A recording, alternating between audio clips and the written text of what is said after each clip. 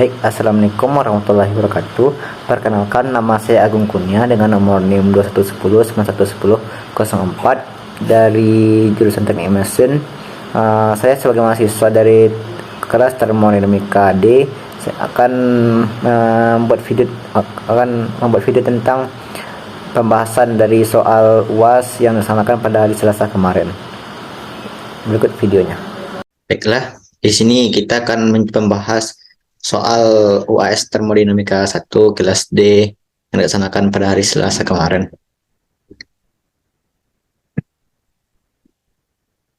Itu soal yang pertama, yaitu jelaskan menurut hukum termodinamika termodinamika kedua, kenapa efisiensi termal sebuah mesin Carnot tidak bisa mencapai 100%.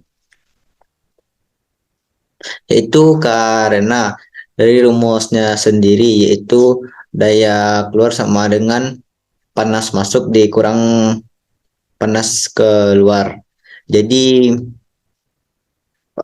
efisiensi pada mesin Carnot ini tidak akan mungkin 100%, karena saat panas keluar itu tidak mungkin lebih besar dari ketika panas saat masuk.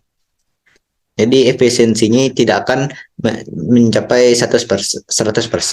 Ini juga berhubungan dengan hukum termodinamika kedua, yaitu pada energi itu juga mempunyai kualitas di samping kuantitas. Jadi ketika terjadi perubahan energi, pasti akan terjadi penurunan kualitas energi. Penurunan kualitas energi inilah yang kemudian membuat efisiensi dari sebuah mesin Carnot tidak mungkin 100%, karena jumlah energi yang keluar tidak mungkin lebih besar daripada jumlah energi yang masuk. Karena misalnya pada lampu, energi itu tidak hanya dikonversikan menjadi cahaya, tetapi juga dikonversikan menjadi panas. Jadi pada sama juga dengan mesin Carnot, ketika panas keluarnya tidak mungkin lebih besar dari total panas yang masuk. Jadi ketika dimasukkan ke dalam rumus 1 dikurang kiat per Kelvin, tidak mungkin hasilnya lebih dari 1. Selanjutnya itu pada soal kedua. Soal kedua itu output daya turbin uap adiabatik adalah 5 MW dan kondisi masuk dan kondisi keluar uap seperti yang ditunjukkan pada gambar di samping. Kemudian kita ditentukan yang pertama, bandingkan besaran delta H, delta KI, dan delta PE. Yang kedua, tentukan kerja yang dilakukan persatuan massa uap yang mengalir melalui turbin. Yang ketiga, hitung laju aliran massa uap. Yaitu yang pertama, kita harusnya membuat model dari soal untuk dirapikan dalam gambar. Itu ketika masuk itu P1 2 MPa, T1 400 derajat Celcius, V1 sama 50 meter per second, Z atau ketinggiannya itu 10 meter, kemudian P2 tekanan itu 15 kPa, X2 atau koefisien dari kualitas uap ini 0,9 dan V2-nya itu 180 meter per second. Kemudian Z atau ketingginya itu 6 meter. Daya yang keluar itu, daya outputnya itu 5 MW. Yang pertama kita membuat asumsi, itu delta M nya sama dengan 0 dan delta E nya sama dengan 0. Untuk jawabnya, itu yang pertama itu perbandingan antara delta H, delta KI, dan delta PE. Pada inlet uap dalam keadaan super panas, maka entalpinya, yaitu kita tentukan dulu. Kita sudah diketahui pada soal, yaitu P1-nya 2 mega Pascal dan T1-nya sama dengan 400 derajat Celcius. Kemudian kita lihat pada tabel A6 termodinamika, itu kita peroleh H1-nya. Kita peroleh 3200 448,4 kilojoule per kilogram. Kemudian untuk sisi outletnya diketahui bahwa merupakan keadaan uap air cair jenuh, maka dapat ditentukan entalpi dengan cara sebagai berikut. Itu H2 sama dengan HF ditambah X2 dikali HFG sama dengan kita peroleh hitungannya itu 2361,01 kilojoule per kilogram. Kemudian untuk delta H-nya itu H2 kurang H1 sama kita peroleh hasilnya negatif 887,39 kilojoule per kilogram. Selanjutnya delta KE itu delta kinetiknya itu V2 kuadrat dikurang V1 kuadrat dibagi 2, kita peroleh hasilnya itu 14,95 kilojoule per kilogram. Selanjutnya delta energi potensialnya itu G dikali Z2 kurang Z1. Kita peroleh nilai delta PE sama dengan negatif 0,04 kilojoule per kilogram. Dapat untuk yang selanjutnya dan dapat dinyatakan dalam bentuk laju aliran massa sebagai berikut. Kalau bagian untuk menentukan laju aliran massanya itu kita kembalikan pada rumus jumlah energi yang masuk sama dengan jumlah energi yang keluar.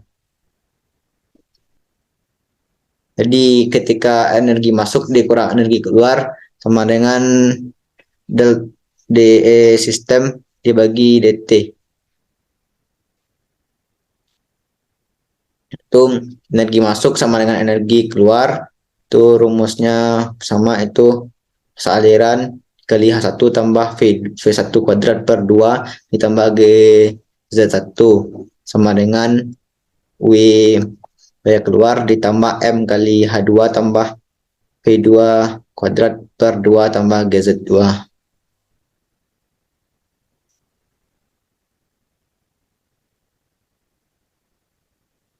Jadi kita dari rumus kita peroleh daya keluarnya yaitu 872,48 kilojoule per kilogram.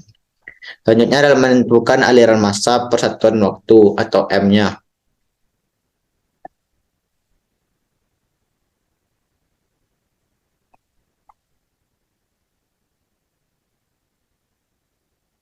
Itu M titiknya sama dengan daya keluar dibagi daya keluar kecil.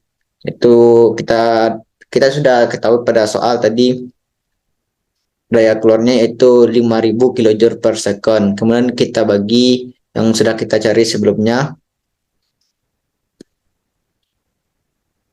Ada yang kita cari sebelumnya itu diperoleh 872,48 kilojoule per kilogram. Jadi 5000 dibagi 872,48 didapat 5,73 kilogram per second.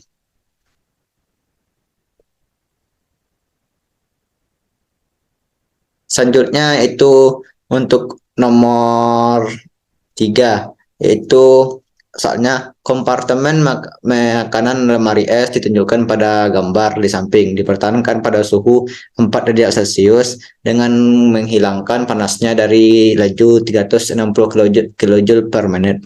Jika input daya yang diperlukan untuk lemari es adalah 2 kilowatt, tentukan yang pertama koefisien kinerja lemari es dan kedua laju pelepasan panas ke ruangan. Itu kemudian kita buatkan awalnya pada soal ini, buatkan sketsa dari atau gambaran dari soal itu. Kita temukan QL-nya sama dengan 360 kilojoule per menit. Kemudian QH-nya belum diketahui dan daya masuknya itu di 2 kilowatt dan kulkas dipertahankan pada suhu 4 derajat Celcius. Yang pertama kita mencari koefisien kinerja lemari es atau COPR. Itu pada rumusnya itu QL dibagi dengan W. Rumusnya itu QL dibagi W, itu kita peroleh QL itu 360 dibagi dengan W-nya itu 2 kilowatt. Kemudian karena satuannya dari itu karena satuannya kita mau mengubahnya dari karena kilojoule ini kilowatt, jadi dikali 1/60 untuk mengubah watt ini, untuk mengubahnya ke kilojoule. Jadi dikali 1/60. Jadi 360 dibagi 2, 180 dibagi 60 didapat 3. Jadi koefisien kinerja lemari es itu adalah kita peroleh 3. Ini tidak mempunyai satuan karena ini merupakan satu koefisien.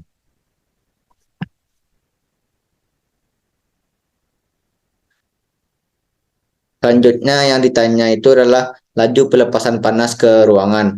Ini untuk rumusnya itu sudah ditentukan. Itu QH ini rumusnya itu QL ditambah W masuk atau dia masuk sama dengan kita peroleh QH-nya sama dengan QL 360 kilojoule per menit ditambah dengan 2 kilowatt yang dikali dengan 60 kilojoule per 1, karena 1 watt ini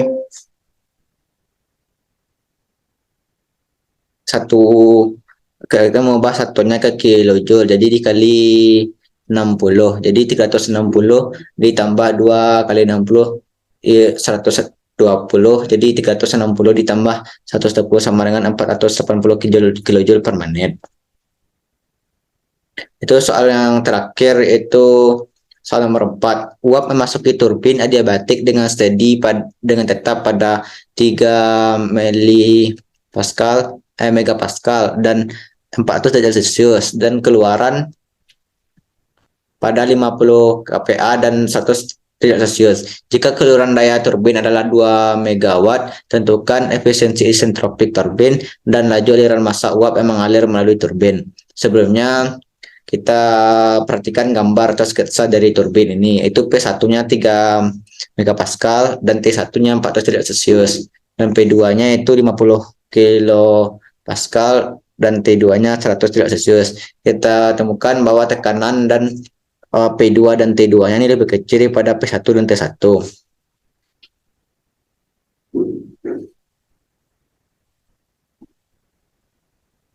Yaitu untuk yang pertama, untuk keadaan 1 itu kita tentukan P1 kita peroleh 3 MPa dan T1 400 derajat Celcius. Kita lihat pada tabel A6 untuk mencari H1 dan S1. H1-nya diperoleh 3231,7 dan S1-nya diperoleh 6,9235. Untuk keadaan 2A-nya itu P2A sama dengan 50 kPa dan T2A sama dengan 1 derajat Celcius. Kemudian kita peroleh H2A-nya itu pada tabel A6 peroleh 2682,4.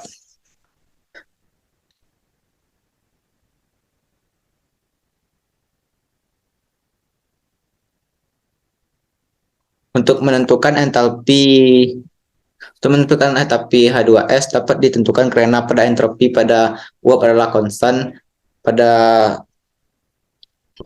soal. Itu S2S sama dengan S1. Maka kita cari dulu SF dan SG untuk dapat nilai kualitas. Itu state 2S-nya itu P2S sama dengan 50 tadi, kemudian S2S sama dengan S1. Jadi kita peroleh SF-nya sama dengan pada tabel A5. Kita cari pada tabel A5, kita peroleh SF-nya sama dengan 1,0912 dan SG-nya sama dengan 7,5931. Untuk kemudian kualitas pada keadaan 2S itu X2S untuk kualitasnya itu sama dengan S2S dikurang SF dibagi SFG. Kita peroleh kualitasnya itu 0,897. untuk menentukan X2S. Kemudian kita tentukan H2S atau kualitas keadaan 2 yaitu sama dengan HF tambah X2S tadi dikali HFG. Kita peroleh hitungannya yaitu 2407,9 kJ per kilogram.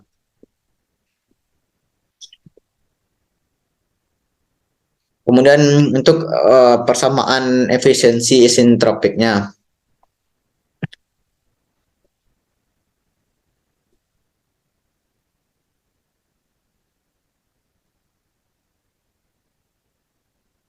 Itu rumusnya efisiensi itu H1 kurang H2A dibagi dengan HT kurang H2S.